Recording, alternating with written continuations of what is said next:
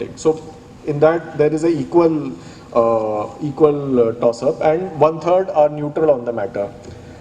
So I mean, 1/3 having those negative opinions is not a small thing. It's still a very sizable number.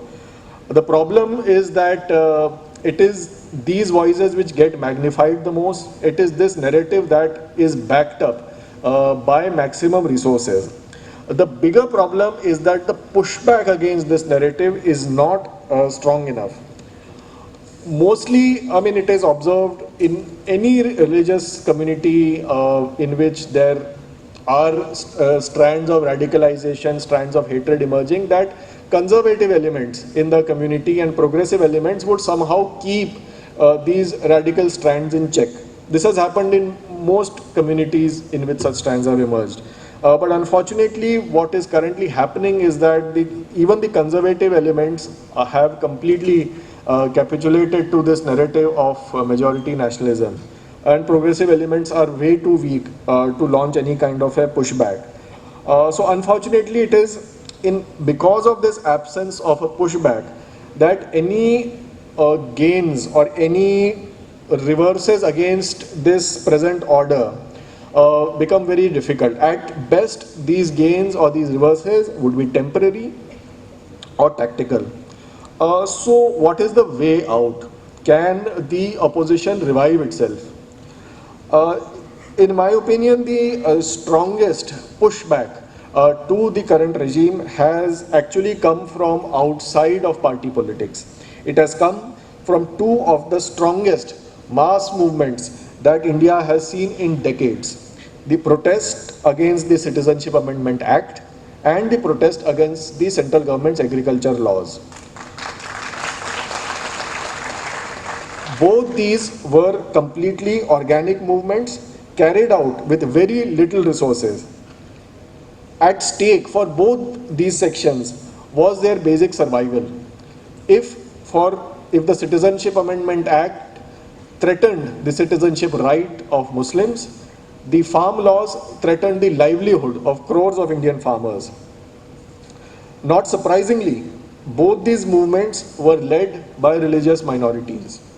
In the anti-CAA protest, if you set aside the agitation that happened in Assam, the movement was entirely led by Muslims. Local communities became the primary unit of the protest. Mohallas, roads, parks, universities like AMU and Jamia became the site of this great agitation.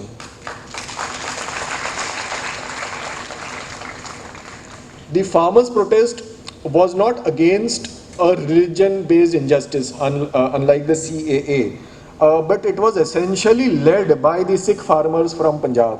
Yes, farmers from Haryana and West UP also were part of the movement, an important part of the movement, but the role of Gurdwara committees, Sikh relief organizations and Sikh diaspora was crucial in sustaining this movement. And even when this movement was demonized by the media, by those opposed to the movement, it was the same religious communal vocabulary of labeling them as Khalistani, labeling them as terrorists that was used. So in that sense, the reaction of right-wing forces to both these movements was to invoke communal vocabulary, was to invoke national security vocabulary.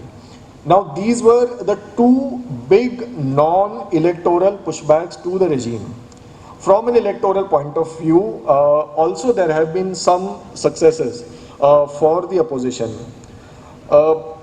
I think there are broadly 5 different models of electoral success that the opposition has presented in the last 8 years. The first was what we saw in Delhi in 2015 and 2020, which is the Aam Aadmi Party's model of defeating the BJP. The Aam Aadmi Party model is basically conducting a localized, personality-driven campaign with a focus on civic issues and populist measures. In 2020, which was slightly different from the 2015 Aam Aadmi Party campaign, there was another trick that the Aam Aadmi Party used, which was to have an attitude of complete non-confrontation with the Prime Minister and the central government. and to not criticize it on any ideological issues. This is not particular to the Aam Aadmi Party, but it is the most blatant example of this strategy. The TRS in Telangana, YSRCP in Andhra Pradesh, Biju Janata Dal in Odisha have all been using this policy of non-confrontation. Obviously now, because they feel that their own base is in threat, they have sort of changed their strategy. The Congress also tried the same strategy in Haryana in 2019 with its state unit speaking in favor of the abrogation of Article 370. So this was the first model.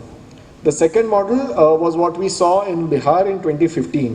It was a model of winning elections broadly based on arithmetic on the arithmetic of combining the entire anti-BJP vote. The same model worked in Jharkhand in 2019 when the Congress, the Jharkhand Mukti Morcha and the left parties and RJD came together.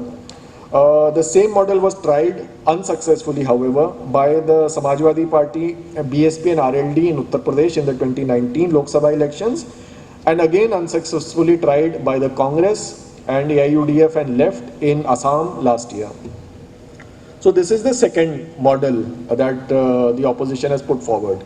The third model is in fact not talked about enough. It is the Congress's electoral success from the end of 2017 till the end of 2018.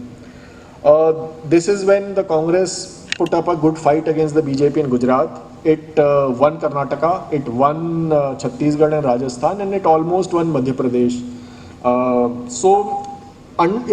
Except for Karnataka, in all the other states, the Congress focused greatly on economic issues like Notbandi, like GST and unemployment.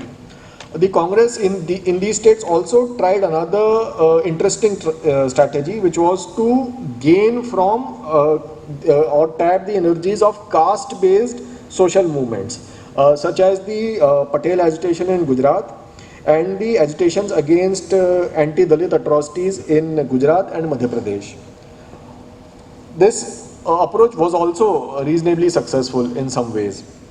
But later, because the Congress was lost power in Madhya Pradesh and Karnataka, it's not often acknowledged that that the successes that were achieved in this phase. The fourth model was an extremely peculiar one, Maharashtra of 2019, in which the opposition won over a major and the BJP's oldest and most ideologically close ally, the Shiv Sena, and denied power to the NDA in India's richest state. And finally, we come to the fifth model, which was presented by Mamata Banerjee and the Trinamool Congress in 2021 with the help of election strategist Prashant Kishore. What was the Bengal model? It was based on countering communal polarization with a mix of regional pride, with targeted welfare schemes and some kind of gender-based welfare politics, or specifically targeting schemes for women voters or targeting one's campaign to woo women voters. And I mean, was one of the few elections in which we saw within the same household women would be voting for Trinamool and men would be voting for the BJP. It happened in many areas, not across the state, but it did happen. So yeah, this is roughly the fifth model of opposition resistance that we have seen in the last 8 years. Can any of these succeed in 2024? The time, I mean, we barely have two years to go for the next general elections. As things stand today, it seems unlikely that an outright success for the opposition will happen, extremely unlikely. Maybe a mix of these models can help reduce the ruling alliance's strength. It could mean a strong emphasis on federalism and regional pride in the southern states, in West Bengal, in Odisha, in Punjab. A strong focus on economic issues nationally, especially in the core BJP territories. And of course, some kind of state level adjustments between parties, between opposition parties which are presently competing, like happened in Bihar in 2015. However, I do feel that the real power of the present dispensation lies in its entrenchment in society through its frontal organizations like the Sangh, as well as all the vigilantes that are ideologically aligned to them, which further their ideological project, maybe with or without this official support. This kind of entrenchment, this kind of social entrenchment can only be countered through social movements. It cannot be done through elections. It can be done only through social movements like the anti-CA protest, like the farmers protest, like the April 2018 Bharat Bandh against the atrocities against Dalits. I'll end my speech here. I think we can take this forward in discussions. I really look forward to your questions. Thank you.